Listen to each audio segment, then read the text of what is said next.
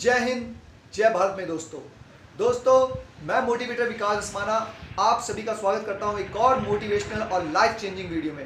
दोस्तों, शिक्षा किसी भी देश और उसके नागरिकों के विकास में सबसे महत्वपूर्ण योगदान देती है। Education plays the most important role in the development of country and its citizen. और आज का वीडियो उन्हीं लोगों के लिए है जो शिक्षा को अपने जीवन में और देश के विकास में सबसे महत्वपूर्ण स्थान देते हैं, चाहे वो टीचर्स हो, चाहे वो स्टूडेंट्स हो, चाहे वो पेरेंट्स हो। तो सभी के सभी लोग, पेरेंट्स, स्टूडेंट, टीचर्स या कोई भी इंसान जिसने आज तक शिक्षा ली है, ये वीडियो अंत तक देखिएगा, क्योंकि आज मैं बताने जा रहा हूं कि कोरोना वायरस की वजह से जो शिक्षा का क्षेत्र बुरी तरह से प्रभावित हुआ है, वो कैसे उबर सकता है, कैसे how we can overcome this corona virus epidemic affects on education sector. तो चाहे वो आपका कोचिंग इंडस्ट्री हो जिसमें आपका गवर्नमेंट एग्जाम्स के लिए जो कोचिंग देते हैं, चाहे वो स्पोकन इंग्लिश ट्रेनर हो, चाहे वो हॉबीज क्लासेस हो जिसमें आपकी डांस क्लासेस, सिंगिंग क्लासेस, चाहे वो पर्सनैलिटी डेवलपमेंट के मार्शल आर्ट ट्रेनर हो, चाहे वो टेक्निकल एजुकेशन के कंप्यूटर ट्रेनर्स हो। ये वीडियो अंत तक देखिएगा, क्योंकि ये वीडियो ही उन लोगों के लिए एक आई ओपनर बनेगा, एक मोटिवेशनल सोर्स बनेगा। और जो स्टूडेंट्स कहीं ना कहीं आउट ऑफ टच हो गए हैं और आगे बढ़ नहीं पा रहे हैं, अपने आप को लाचार पा रहे हैं, उनके लिए भी ये वीडियो एक आई ओपनर होगा।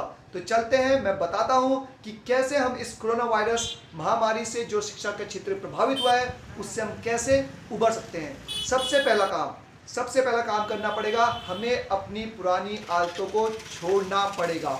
हाँ मेरे दोस्तों, पुरानी आदतों को छोड़ना पड़ेगा। चाहे आप शिक्षक हो, ट्रेनर हो, स्टूडेंट हो या पेरेंट्स हो। हमारी आदत बन गई थी आज तक ऑफलाइन एजुकेशन की, ऑफलाइन एजुकेशन देने की और ऑफलाइन एजुकेशन लेने की।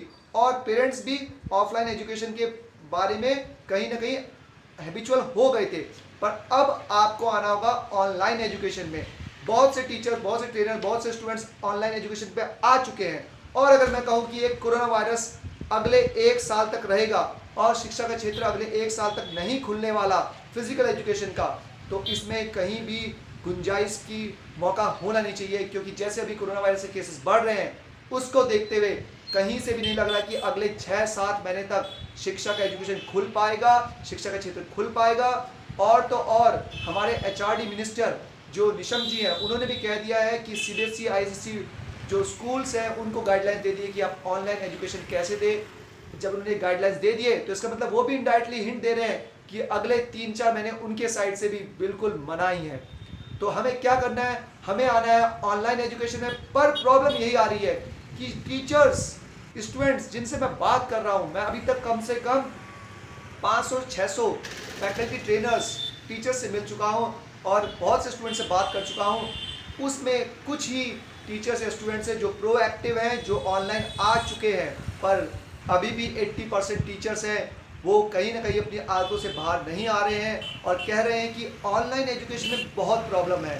कहीं पर वो बोल रहे हैं कि कनेक्टिविटी नहीं आ रही है, कहीं पर वो बोल रहे हैं कि स्टूडेंट्स तैयार नहीं हो रहे, कहीं पर वो बोल रहे हैं कि फीस का इश्यू है। तो मेरा क्वेश्चन उन्हीं ट्रेनर्स से, उन्हीं टीचर्स से, उन्हीं कोचिंग मालिकों से है, उन्हीं कोचिंग चलाने वाले संचालकों से है कि जब आपने कोचिंग खोली थी तो क्या आपके पास स्टूडेंट 10-15 दिन में आ गए थे?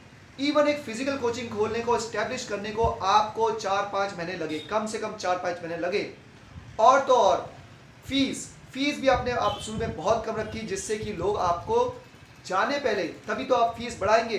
तो लोग, मेरे बहुत से जो फ्रेंड्स हैं जो टीचिंग इंडस्ट्री में है, मैं भी एक पर्सनैलिटी डेवलपमेंट ट्रेनर हूँ, एक मोटिवेशनल स्पीकर हूँ, एक स्पोकन इंग्लिश ट्रेनर हूँ। मेरा कोचिंग इंस्टीट्यूट भी 5 महीने से बंद है। पर जब से कोचिंग इंस्टीट्यूट बंद हुआ था तब से ही मैंने यूट्यूब में अपना चैनल स्टार्ट कर दिया था, इंस्टाग्राम में मैंने अपने पोस्ट डालने शुरू कर दिए थे, और अब मैंने ऑनलाइन एजुकेशन भी स्टार्ट कर दी है, जिसमें मुझे अभी तक बहुत अच्छा रिस्पॉन्स मिला है। 35 स्टूडेंट्स में ज्वाइन कर चुके हैं। बट जब मैंने ऑनलाइन एजुकेशन स्टार्ट की थी, जब मैंने उनको जूम में पढ़ाना या गूगल डुओ या व्हाट्सएप में पढ़ाना स्टार्ट किया था, तो शुरू में 15 दिन तक सिर्फ मेरे पास 5-6 बच्चे थे। तो यही मैं उनको बता रहा हूं कि अब कोरोना वायरस में स्टूडेंट्स ऑफलाइन नहीं आने वाले हैं। इवन स्टूडेंट्स को भी बोल रहा हूं कि स्टूडेंट्स आप लेजी मत होइए, ये टाइम कहीं ऐसा ना हो कि आपके माइंड में जंक लग जाए। तो आपको ऑनलाइन में कुछ प्रॉब्लम्स होंगी शुरू में, आपको कनेक्टिविटी के इश्यू होंगे, आपको समझने में थोड़ी प्रॉब्लम होगी। लेकिन यही प्रॉब्लम्स तो हमारी नई हैबिट्स को जन्म देगी, क्योंकि आपदा ही अवसर होती है।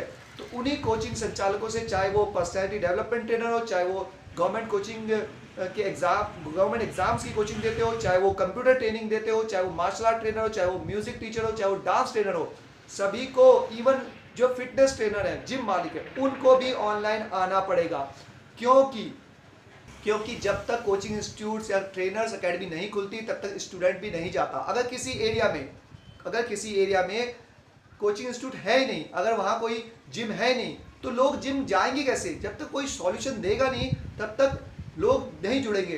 तो अब हमें ऑनलाइन सॉल्यूशन देने हैं, चाहे वो जिम मालिक हो, चाहे वो जिम ट्रेनर हो, उनको ऑनलाइन आना पड़ेगा। और शुरू में प्रॉब्लम तो आएंगी ही आएंगी, क्योंकि जब जिम खुलता है तो जिम में जो इन्वेस्टमेंट होता है 15 से 20 लाख का कम से कम, तो क्या आपके पास शुरू पहले महीने या दूसरे महीने में ही वो इन्वेस्टमेंट कवर अप हो जाता है? क्या आप पे 150-200 लोग ज्वाइन कर लेते हैं? बिल्कुल नहीं। आपको 1-1.5 महीने में कम से कम सिर्फ 25-30 लोग मिलते हैं और स्टार्ट होता है हल्के हल्के। तो ऑनलाइन में क्यों नहीं जाना चाहते लोग? ऑनलाइन में सिर्फ इसलिए नहीं जाना चाहते क्योंकि वो अपनी जो ओल्ड रिडन हैबिट्स होती है उनसे बाहर नहीं आना चाहते। तो ऑनलाइन में आना ही पड़ेगा, क्योंकि अगर हम ऑनलाइन नहीं आएंगे तो जो ऑनलाइन कंपनीज हैं जैसे बायजू, अनअकैडमी और आपका वेदांतु, और कहीं ना कहीं जो ऑनलाइन ट्रेनर्स हैं जो 5-5, 6 साल, 10-10 साल से ऑनलाइन हैं, वो सारा मार्केट कैप्चर कर लेंगे। And it would be too late for physical trainers, और जो फिजिकल कोचिंग दे रहे हैं उनके लिए बहुत लेट हो जाएगी। और जब कोरोना एपिडेमिक कहीं खुलेगी, कहीं हटेगा, 1 साल लग जाएगा, तो ऐसा ना हो कि स्टूडेंट्स की हैबिट भी वही बन जाए। और स्टूडेंट्स, जो आप लोग अभी बहाने बना रहे हैं घर में बैठ के, जो आप इंजॉय कर रहे हैं, आपको नहीं पता this is the most precious time for you to be updated. आपको अपडेट होना ही पड़ेगा। ये मेरा एक प्रयास था बताने का कि ऑनलाइन एजुकेशन को हम कैसे स्टार्ट कर सकते हैं, और करनी ही पड़ेगी हमें। और जो टीचर्स, ट्रेनर्स जो एक्सक्यूज़ दे रहे हैं अभी, वो कहीं ना कहीं अपने कंफर्टेबल जोन से बाहर नहीं आना चाहते। तो जब तक आप अपने कंफर्टेबल जोन से बाहर नहीं आएंगे तब तक आप रियल में एक ट्रेनर नहीं खिलाएंगे। क्योंकि एक रियल ट्रेनर, एक रियल शिक्षक वही होता है जो विपत्तियों में सीखने की, जिसके अंदर ललक होती है, जो हमेशा सीखना चाहता है। और इसमें आपको ऑनलाइन मार्केटिंग भी सीखनी होगी। आपको देखना होगा कि सिर्फ यूट्यूब चैनल बनाने से या जूम में क्लासेस लेने से कुछ नहीं होने वाला। आपको इंस्टाग्राम, ट्विटर, आपको अपने फॉलोअर्स बढ़ाने होंगे, आपको अपने रेगुलर पोस्ट डालने होंगे, आपको अपनी एसोसिएशन करनी होगी, आपको अपना टीचिंग मेथड बदलना होगा, तभी जाके आप सर्वाइव कर पाएंगे। वरना you can never survive and you will end up as a loser. तो बस मैं इतना ही बोलूँगा कि friends, be motivated, teachers, trainers, students, be motivated, change yourself, this is the best time to change yourself. और आपको ये प्रयास मेरा कैसा लगा, सब्सक्राइब कर लीजिए चैनल को, मोटिवेट हो जाइए, यूट्यूब में अकाउंट बनाइए, यूट्यूब में चैनल बनाइए, इंस्टाग्राम में बनाइए, अपने पोस्ट वीडियोस डालिए। लोग आएंगे, क्योंकि जब लोगों को पता चलेगा कि सब ऑनलाइन हो गए तो और भी ऑनलाइन हो जाएंगे। तब तक ले have a nice time, all the best, जय हिंद, जय भारत।